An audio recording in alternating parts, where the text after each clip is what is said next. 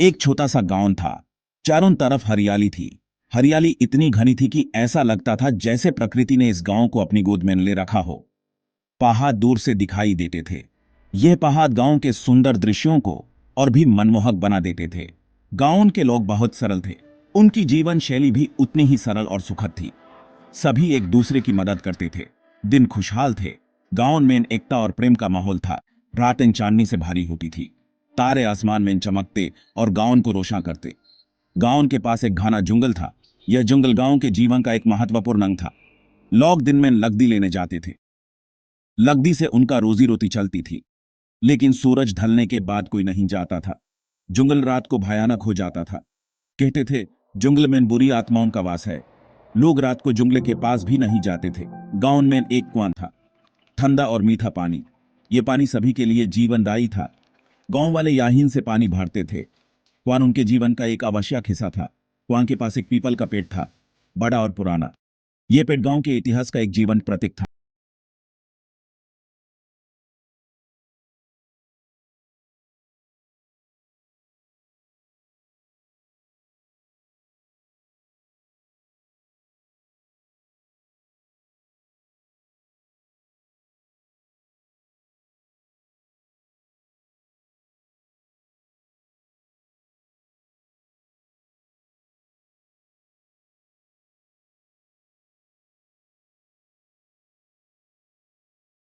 ठीक नहीं लग रहा था। उसी रात से गांव में अजीब घटनाएं होने लगी। गांव के लोगों ने पहले कभी ऐसे घटनाएं नहीं देखी थी। पहले तो मुर्गियां गायब होने लगी। हर सुबह एक नई मुर्गी गायब मिलती थी। फिर एक किसान की बकरी लापता हो गई। गांव वाले डर गए।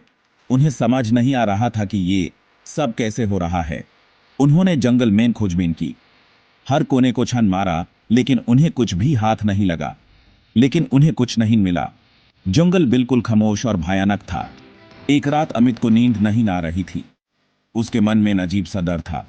उसने खिड़की से बाहर देखा। बाहर का मंजार और भी भयानक लग रहा था। चंड बदलों में छिपा था। रात और भी अंधेरी लग रही थी। अचानक उसने देखा कि जंगल से एक साया निकल रहा है।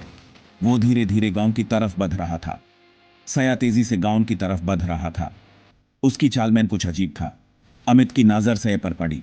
वो भेदिया था। अमित का दिल तेज धड़कने लगा। लेकिन यह कोई नॉर्मल भेदिया नहीं था। यह बहुत बड़ा था।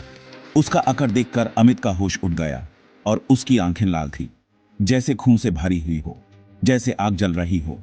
उस रात अमित ने कुछ ऐसा देखा जो उसने कभी सोचा भी नहीं था। गांव वाले इकट्ठा हुए। उनके चेहरे पर चिंता और डर साफ दिखाई दे रहा था। उन्होंने उस खूनी भेदिए को देखा जो अंधेरे में छुपा हुआ था। उनके मन में डर समा गया। हर कोई अपने परिवार की सुरक्षा को लेकर चिंतित था। तभी गांव का सबसे बुजुर्ग व्यक्ति आगे आया। उसकी आंखों में ज्ञान और अनुभव की चमक थी।